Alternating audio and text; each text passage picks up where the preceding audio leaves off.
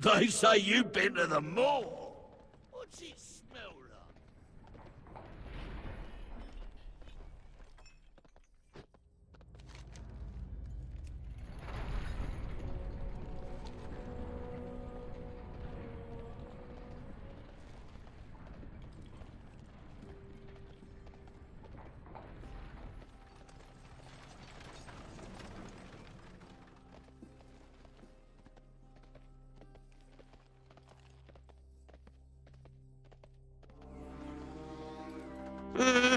My master did say to serve everyone.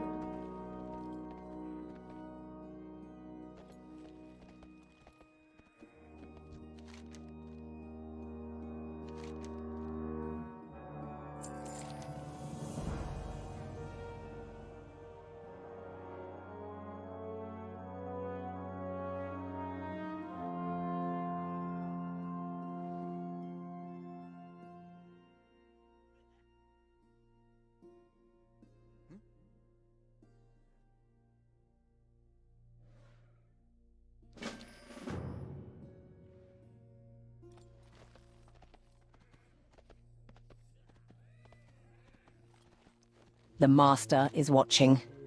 Always watching. Just a few more centuries and I will earn my place.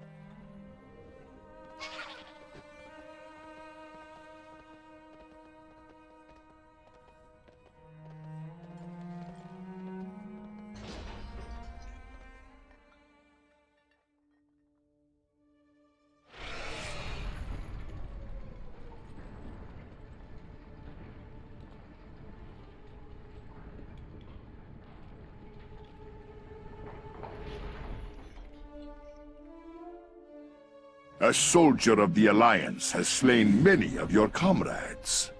It would seem a display of dominance is in order.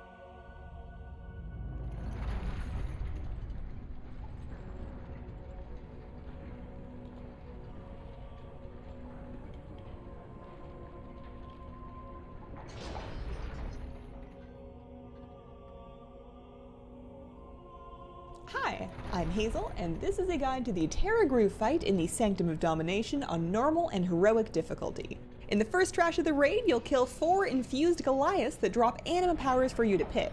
The choices are randomized from a list specific to the encounter. Try to make sure that at least one person has Ever-Beating Heart, which gives stun immunity, and avoid powers with detrimental group effects like Lumbering Form.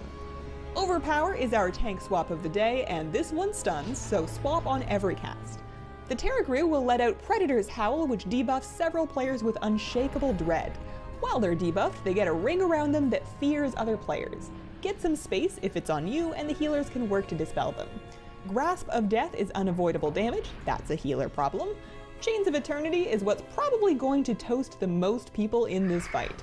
That will target a player, and after 8 seconds, a chain will fly out to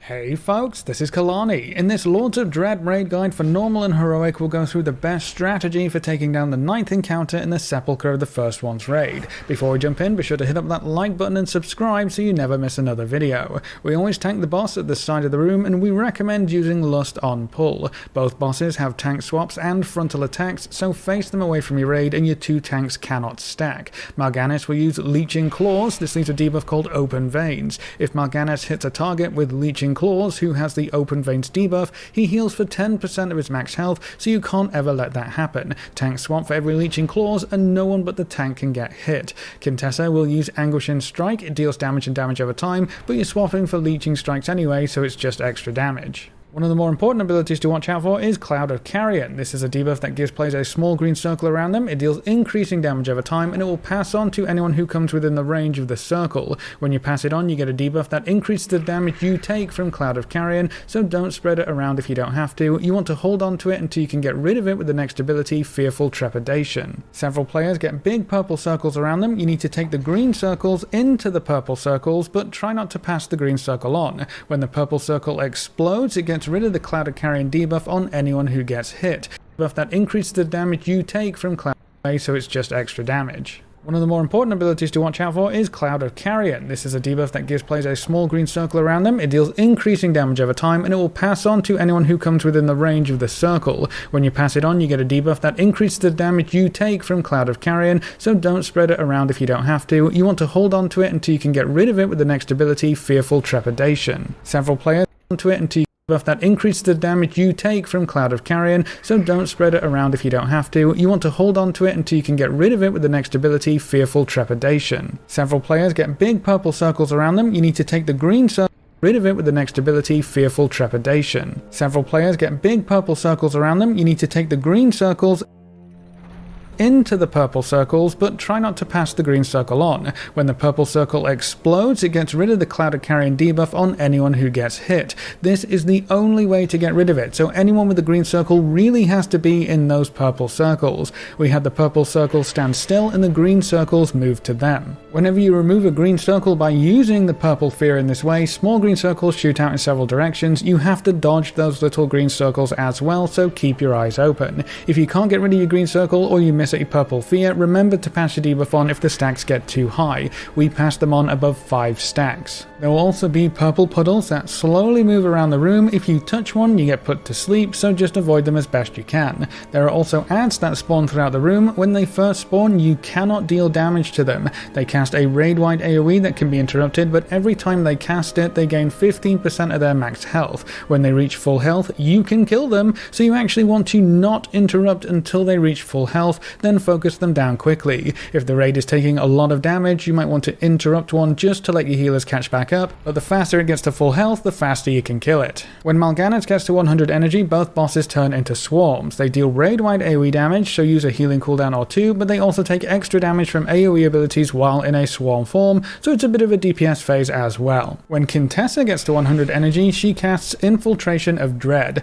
Everyone becomes hostile to one another and the bosses will hide within one player each. Several of the raid members will see a floating Mal'Ganis and Quintessa behind specific people. They need to call out who they see because the targets of infiltration will actually see incorrect players being marked. If you have several people calling out the same name with either Mal'Ganis or Quintessa above them, damage that player. When both bosses have been found and they're harboring player damaged enough, the bosses will pop back out. If you're having trouble seeing the targets, I would recommend you turn off nameplates, have everyone spread out, and we found it easier if everyone started jumping just to get a quick visual on the boss models. If you don't find the imposters quickly enough, you will wipe. The only difference on Heroic mode is that each time a boss gets to 100 energy and uses their special ability, they increase the effectiveness and damage of their abilities, so the fight gets harder the longer it goes on. When either of the bosses die, they also deal constant raid-wide AoE damage, so you have to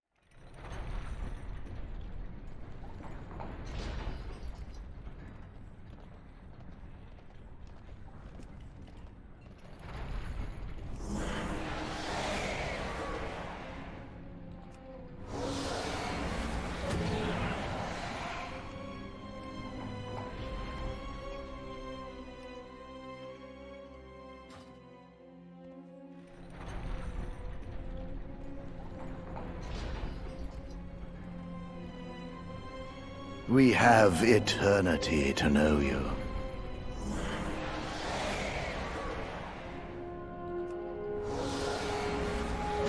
May you rise ever higher.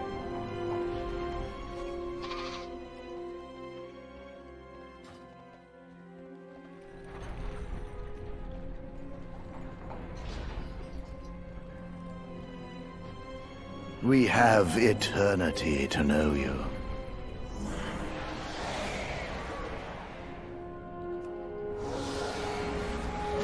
May you rise ever higher.